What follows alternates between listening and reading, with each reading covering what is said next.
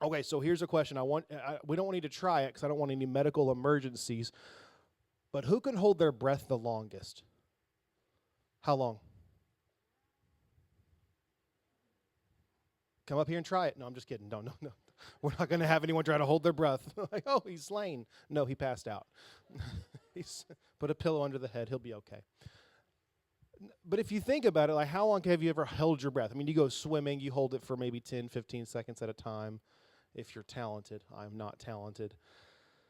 But I saw some studies online that say we can hold our breath for usually about 2 minutes, or we can go 2 minutes without breathing, and then we start to lose brain cells, and then risk death and serious injury. So basically, we're always 2 minutes away from suffocating. But every time you take a breath, the clock resets. I feel like everyone's aware of their breathing right now. Are you aware of it? You're like, ooh, I need to remember to breathe. No, it's a subconscious thing that just happens typically. Every time we take a breath in, the clock resets. We're just minutes away. Just minutes away from suffocation. That's a weird thought. Because of the secrecy that Jesus maintained when the church would be called to join him in eternity, we have to assume the same thing. Eternity is just minutes away. And that's the subject I'm talking on tonight. That's my title. Eternity is just minutes away. Eternity is minutes away. When planning our life, we delegate, we prioritize, we list things, we check off the list. We see what we didn't do yesterday. We push ourselves to get things done today, and we make a list of things to get done tomorrow. Talking about this made me think of a story, a true story, an unfortunate story. In the spring of 1981, a young man named Carl McCunn was flown into the desolate northern Alaska to photograph the natural beauty and mysteries of the tundra. He took about 500 rolls of film, a few firearms, absolutely, and about 1,400 pounds of provisions with him. And as the month passed, the words in his diary changed from describing the exquisite wonder and fascination of the wilderness around him, and they turned into the stuff of nightmares. In August, he'd been dropped off early that year. In August, he had expected a friend who was a pilot to pick him up. Carl wrote in his diary, "I think I should have used more foresight about arranging my departure. I'll find out soon." Later that year, in November 1981, he died in a nameless valley by a nameless lake 225 miles northeast of Fairbanks, Alaska. The search for Carl didn't even begin until January 1982, and he wasn't found till February. An investigation revealed that he had carefully planned out his trip in getting there, but he had made no provision to be flown out. Carl had not confirmed with the friend he needed to be picked up. He didn't even really confirm that he was going. And the friend had told him he might be working in another area of the country that summer, so don't depend on him. Church, we have to have our exit strategy firm and solid. And the book that I've gone over before, called The 7 Habits of Highly Effective People, one of the first ones is begin with the end in mind. We have to be aware of where we're going. When we leave on a trip, what's the first thing you do when you get in the car when you're packed up? You get your phone out, you get on Google Maps, you get on Waze. If you know what you're doing, you get on the Waze app because they'll tell you when cops are coming. We need that on NYC, don't we, Brother Johnny? Needed it a little bit sooner. That's what you do. You get your destination set, and then you start your journey. I'm bad about my wife gives me, she doesn't give me grief, but she does make me aware that I'll sometimes just start driving and I don't know where I'm going in town. She's like, "Where are we going?" I'm like, "I don't know. I'm just going." I need to pray about that. I need to work on it. We have to know, though.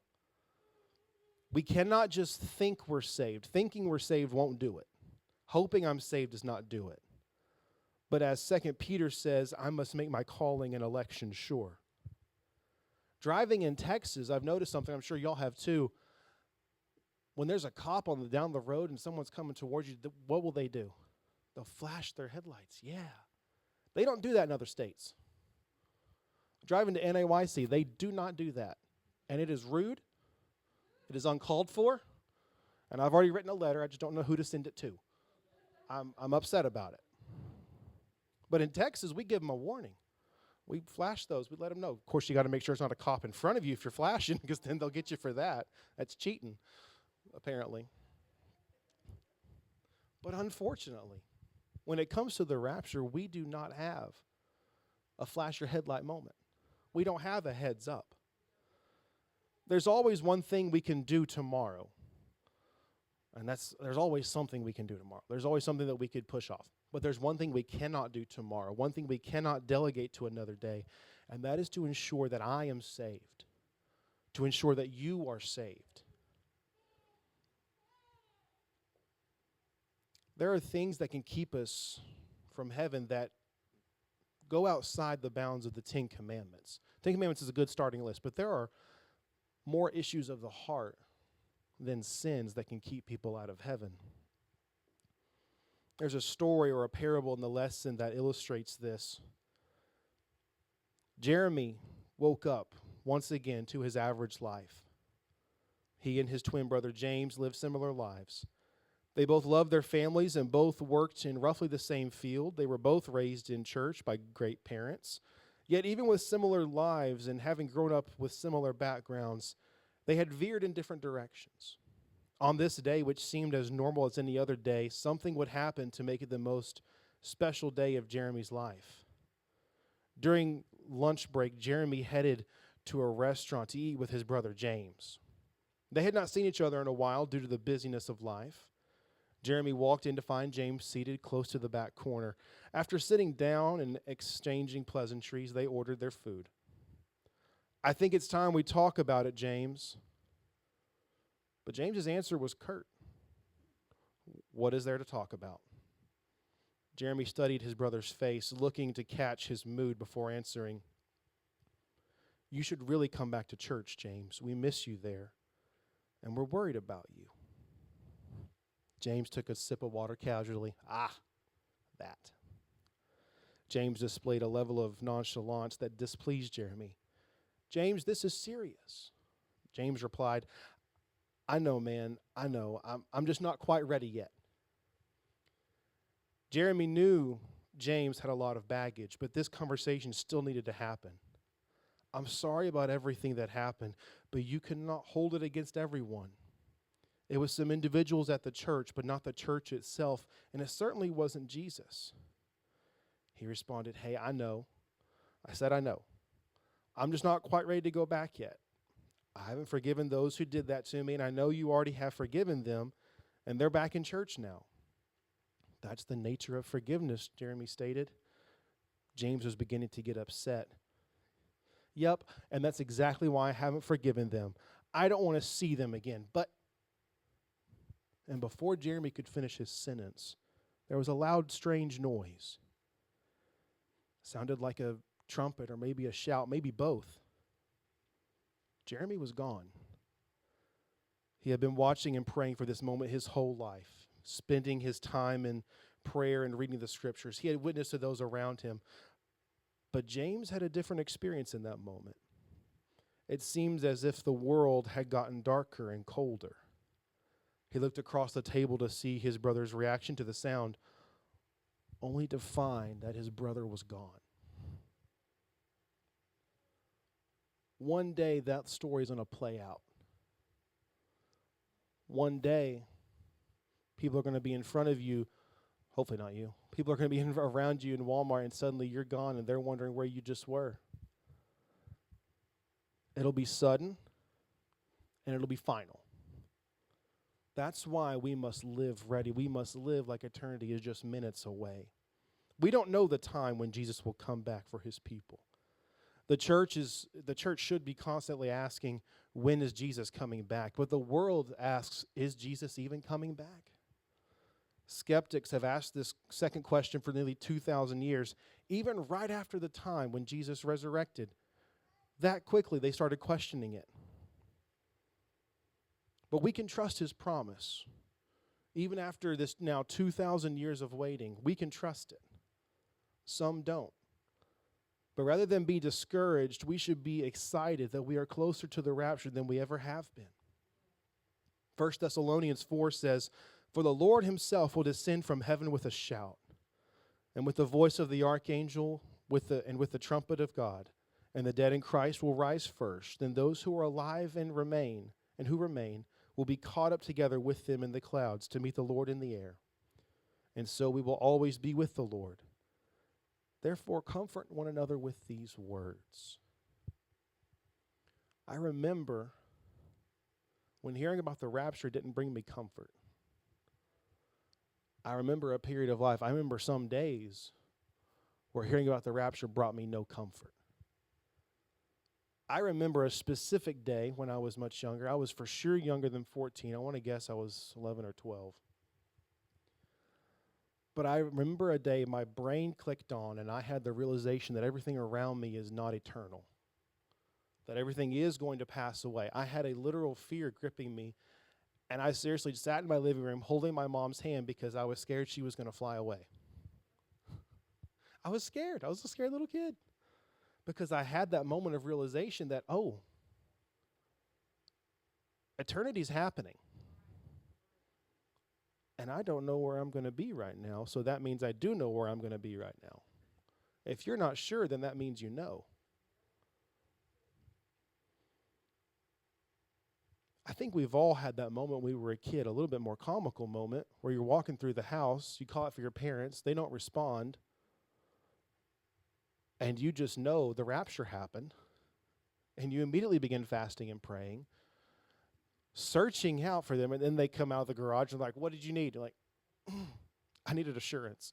I needed blessed assurance is what I needed." That's like a universal, it's like a canon event, I think.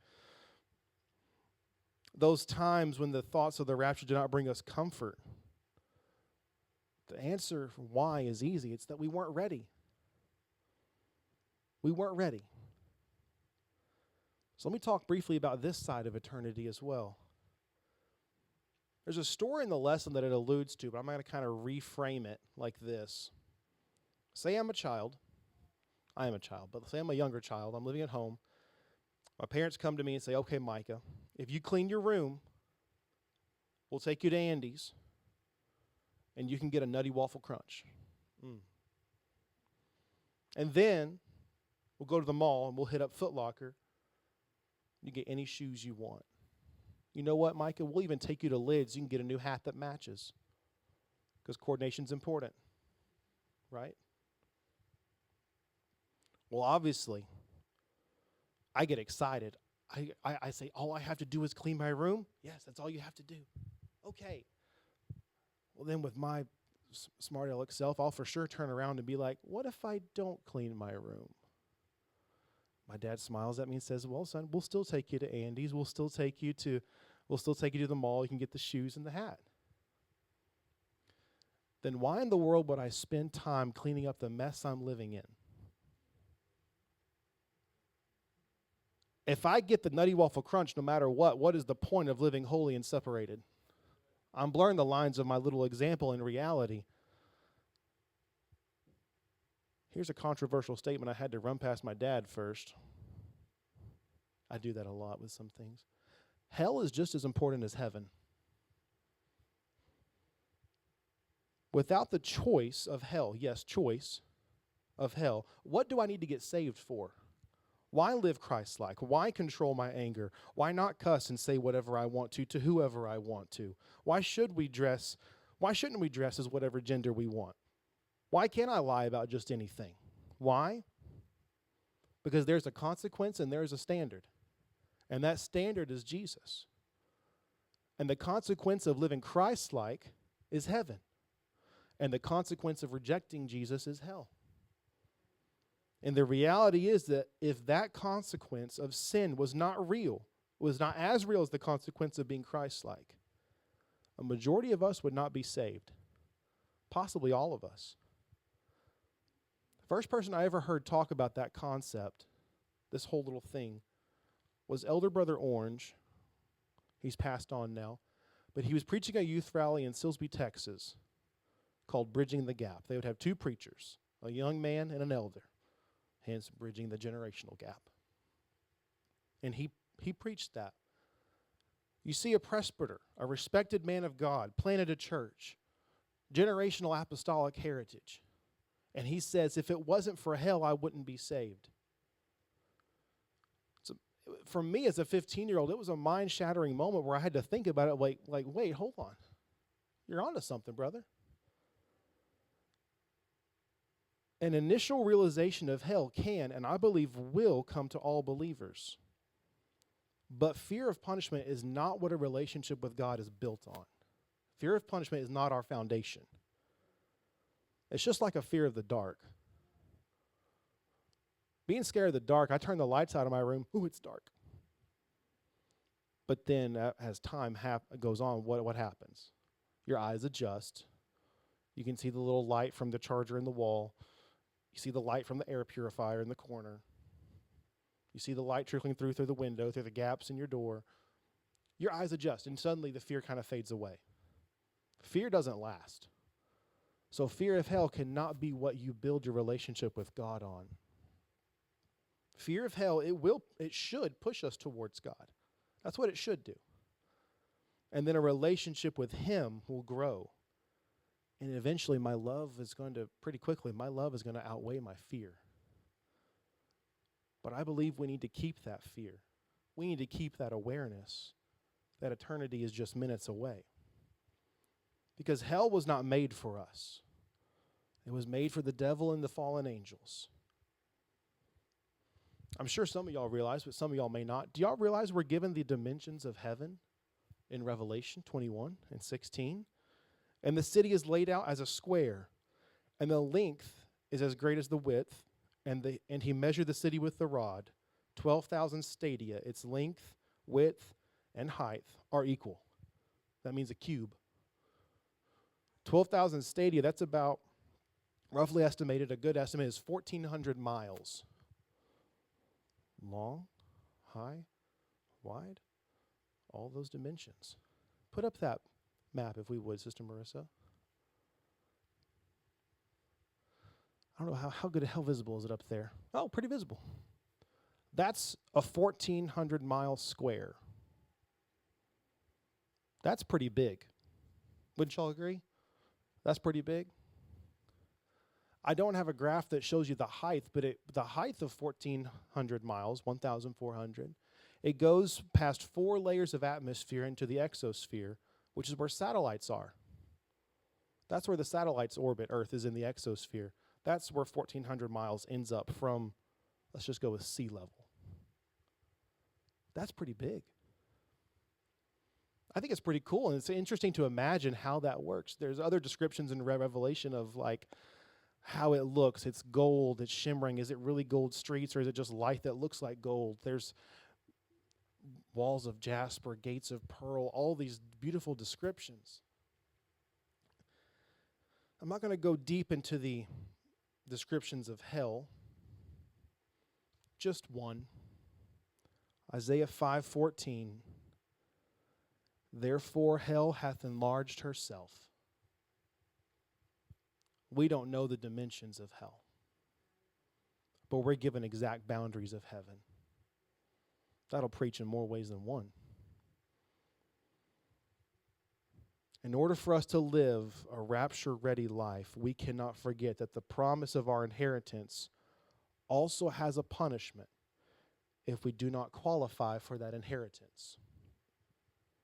I had an interesting study last week through the book of Galatians, reading about the inheritance. He talks a lot about heirs and inheritance in the book of Galatians. It's really fun, I think.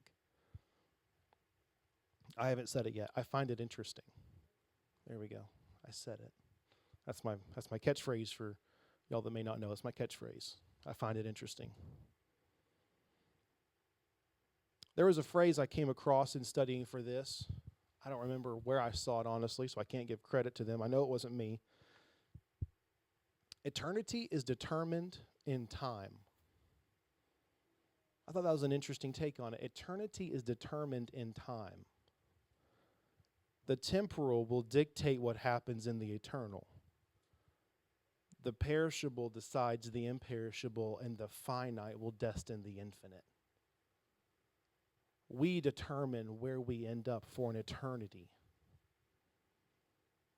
We have to live as if eternity is minutes away.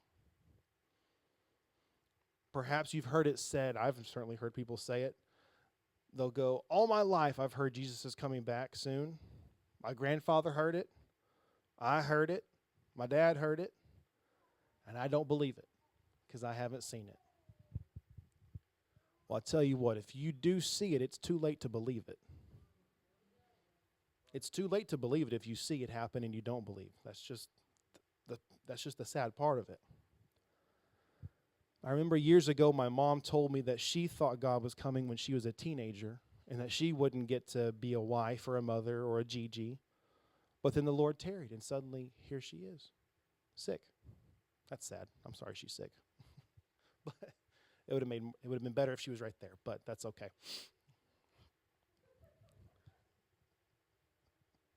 I'm a goofball.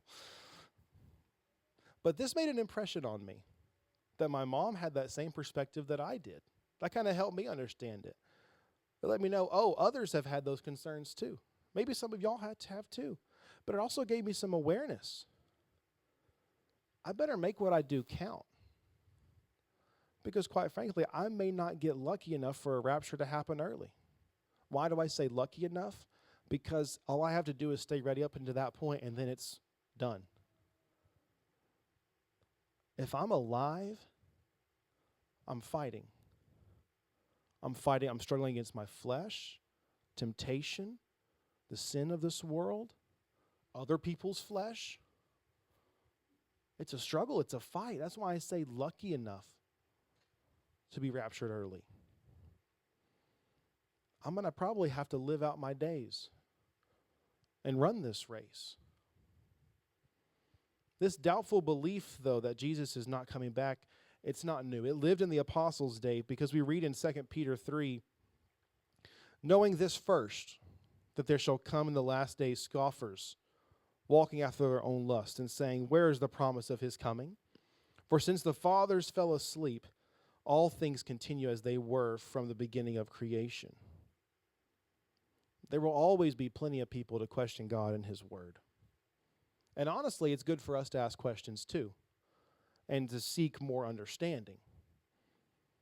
But we cannot abandon the hope of salvation just because the rapture does not happen when we thought it would. After all, God's ways are higher than our ways, his thoughts higher than our thoughts. He does not seek the counsel of humanity on how to manage the universe or his own will. He doesn't seek our advice. But we absolutely desperately need his. Since only Jesus knows the day and the hour he is returning, he gave us several stories to help us live while we wait and while we watch. This parable is in Matthew 25, and it's an interesting story. It's pretty brief. It's the 10 bridesmaids, and I'll kind of speed read through it just to kind of hit it. Matthew 25:1 says, then the kingdom of heaven will be comparable to 10 virgins who took their lamps and went out to meet the groom. 5 of them were foolish, and 5 were prudent or wise. For when the foolish took their lamps, they did not take extra oil with them, but the prudent ones took oil in flasks with their lamp. Now while the groom was delaying, they all became drowsy and began to sleep. But at midnight there was finally a shout, behold, the groom, come out to meet him. Then all those virgins got up and trimmed their lamps. But the foolish virgins said to the prudent ones, give us some of your oil, because our lamps have gone out. However, the prudent ones answered, no, there most certainly would not be enough for you and us too. Go instead to the merchants and buy some for yourselves. But while they were there on their way to buy the oil, the groom came, and those who were ready went with him to the wedding feast, and the door was shut. Yet later the other virgins also came, saying, Lord, Lord, open up for us. But he answered, truly I say to you, I do not know you. Be on alert then, because you do not know the day nor the hour. Now, this is a very different wedding process. He was speaking to, when you're reading the Bible, it's always important to think about who was speaking, who were they speaking to, and what were they speaking about. Jesus was talking to people of his day. They absolutely understood the customs. But I just want to break down the customs for us to help us kind of understand what's happening, why it's happening, what the process is. And that better informs us on the overall message that Jesus is saying here. So there's about 5 steps to this. Number 1 is the betrothal phase. In this parable, that moment was already done. So the groom and bride are legally committed, but they're living separately. The groom spends months preparing a place for her to live with him, and usually it was in addition to his father's house. The bride doesn't know the exact day the groom will come for her, only that it will be soon. The second phase is the midnight shout tradition. Once the groom's father approves the new home, the groom sets out at night with his friends. A shout or trumpet blast lets everyone know the groom is on his way. The bridal party, including the bridesmaids, rush out to meet him with lamps or torches. Phase 3, the lamps and the oil. Now, those aren't tiny teacups they're using. They're pretty big clay lamps with wicks or wooden torches wrapped in oil-soaked rags. They burn bright, but they run out after about 15 or 30 minutes of burning. And then you need to refill the oil. And it was a custom to always bring a flask of extra oil if you were out at night, especially if you were part of a wedding procession. And then there's the 4th phase, the processional. The bridesmaids meet the groom outside the bride's house and escort him inside to get her. Then they all walk back to the groom's prepared home with music, dancing, and lights. And this could take hours depending on the length of the route and the celebration. So extra oil was obviously not optional. It was a no-brainer. It's a no-brainer. It's like saying you're going to have a cookout and no one brought barbecue sauce. Where's the barbecue sauce? Sorry, you can't come in. You didn't get Stubbs or Sweet Baby Ray. Okay. But then there's the 5th phase, the door shuts. Once the party arrives, the door is closed. Latecomers weren't let in, partly for security, partly because the moment of anticipation had passed. The moment of the bride and groom leaving to their house had passed. So there's no point in you coming in now.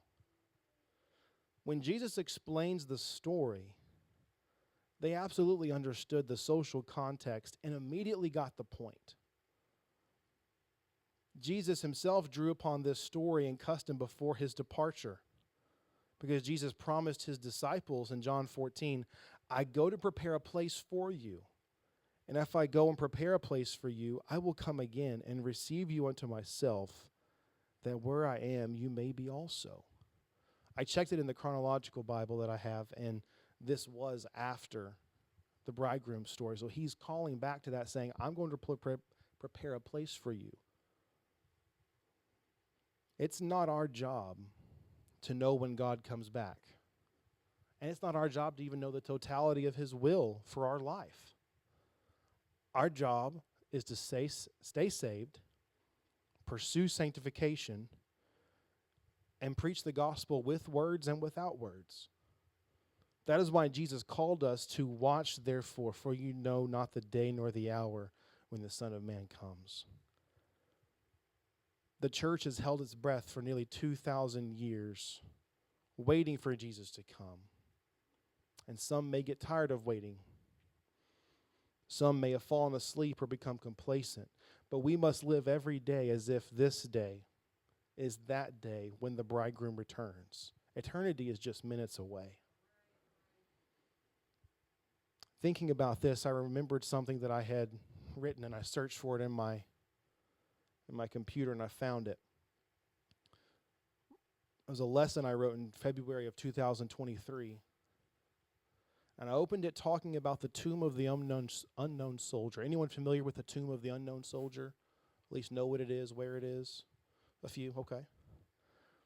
So the tomb of the unknown soldier. The resolve of the men, the honor they feel, the lifelong commitment they make, the demanding education, the resolve they have to serve in their role no matter what. These men take 21 steps along a rubber walkway, turn towards the tomb of the unknown soldier for 21 seconds, face the way they came for 21 seconds, swap the shoulder the rifle is on, and take another 21 steps.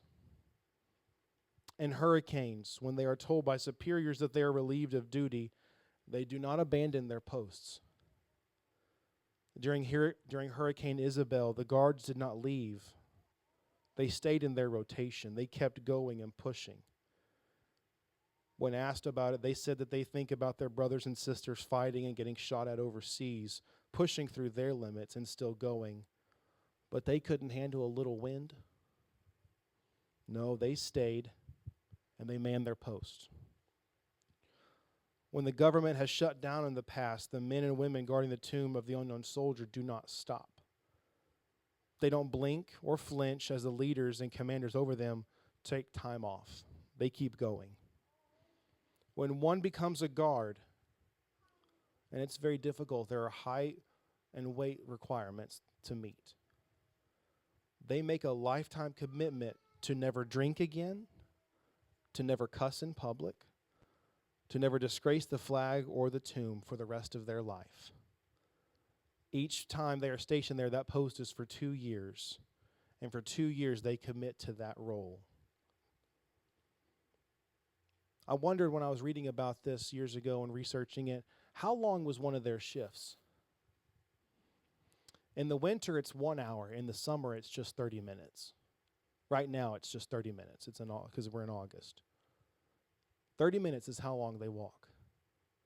And then another man takes his place. 24/7. Every hour of the day and night, a man is there walking, guarding, taking 21 steps, pausing and turning around. 21 steps, pause and turn around. So then I wondered, how long did they spend preparing for that shift? At a minimum, 5 hours. And it can sometimes be up to 10 hours. 10 hours preparing for a 30-minute shift. Almost half of the day for a half-hour shift. Their time serving is vastly outweighed by their time preparing to serve. Y'all starting to see it now? Sunday and Wednesday are not our prep days. They are our days to serve and stand on what we have been building on Monday, Tuesday, Thursday, Friday, and Saturday.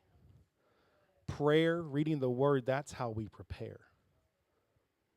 And those 5 bridesmaids that were foolish, they were separated from the wise, not by their education or economy or their connections, but by one thing, and that's preparation. That's what separated the 5 wise from the foolish, is some were prepared and some were not. Some had been baking daily bread.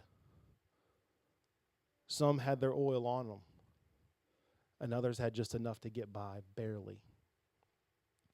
In Jesus' story, all 10 of the bridesmaids fell asleep while they waited. They were all quite similar. They were likely dressed alike. They were all invited by the bridal family, and they all fell asleep. The tragedy of the story is 5 bridesmaids ran out of time after they had so much time. These 5 ran to the market in search of a merchant open at midnight, but while they were there, they missed the bridegroom's arrival. He came into their city, called those who were ready, and left those who were not, and went into the wedding. When the 5 foolish returned, it was too late. They had run out of time after having so much time. And there will always be 2 kinds of bridesmaids in life and even in the church. We cannot let those who live unrepented, unprepared lives keep us from being ready to see Jesus. Don't let someone who's full of their own flesh keep you from being full of the Spirit. I'm not called. My first calling is to serve Him. If that means I serve you too, then I'm happy to do it. But my first calling is to please Him. That's my first calling. Sometimes we lose sight of that. That's who our first priority is Him. That's why we must live ready. Eternity is minutes away. We do not know the time when Jesus will come back for his people. Don't let your heart be hardened by anyone or anything. Can we stand across the place today? Jesus is coming. Eternity is just a few minutes away. Just like the example in the beginning, breathing, we're a few minutes away from that suffocation. We need to live like we're just a few minutes away from eternity. There may be some things we wouldn't say, maybe even people we wouldn't hang out with because we wouldn't want Jesus to see us with them or saying that whenever he comes back. Right now in this closing time, if we could just lift our hands and build an altar of commitment. Lord, I'm not going to be discouraged. The Apostle Paul said, be not weary in well-doing. I'm going to keep serving you. I'm going to keep loving you.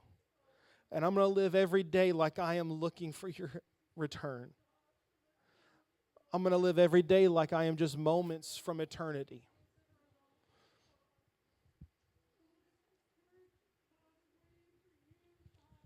And I don't want anyone or anything to keep me from the opportunity of heaven.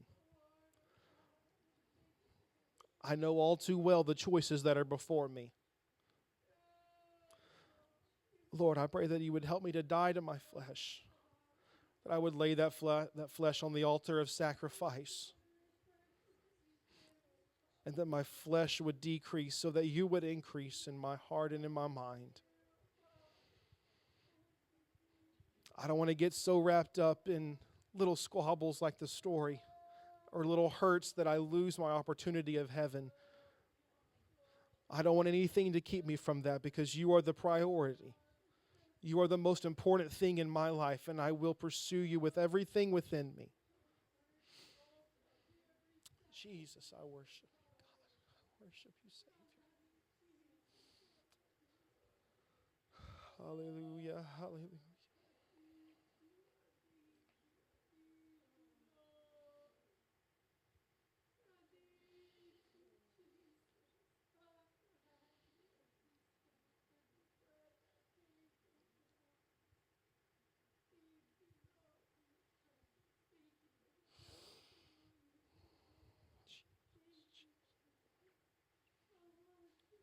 Hallelujah.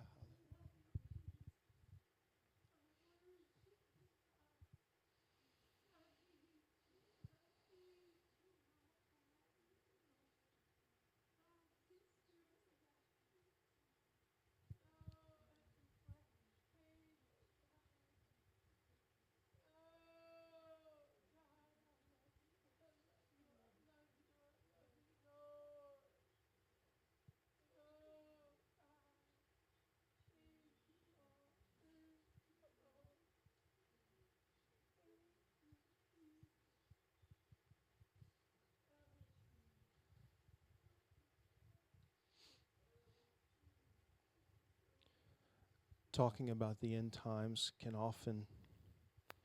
sometimes make us feel uncomfortable. You don't hear a whole lot of evangelistic preaching from the book of Revelation. It's because usually the work of an evangelist is for the lost. But teaching like this is for the church. My goal tonight was not to, if I did scare anyone, I'm sorry. But there is an altar here if you are scared. But the goal tonight is to remind us what we're here for, what it's all about. Just a reminder, a refresh course, if you will. This is your continuing education. This is what it is. Pastor ends services often this way. He says, let's go to heaven together. That's the goal, Pastor. That's the goal, church. That's the goal, for us to go to heaven together. That's it. If we can keep that goal in mind and focus on that, a lot of other smaller things will kind of fade away and not be as important when you put it in the scale of eternity. There's a lot of things that are easier to forgive when we think of what we were forgiven of.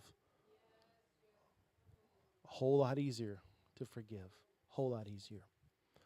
FAC family, thank you all so much for your time and attention tonight. Remember all the announcements that were on the screens and that were talked about. I can't remember any of them. I know it's out there. The church does a great job of communicating with us, text, email, social media. We're all aware. The youth have a thing Saturday at thing o'clock. 9:30, okay. I'm glad y'all know about that. I didn't. All right, well, thank y'all so much for your time and attention tonight. We're going to dismiss.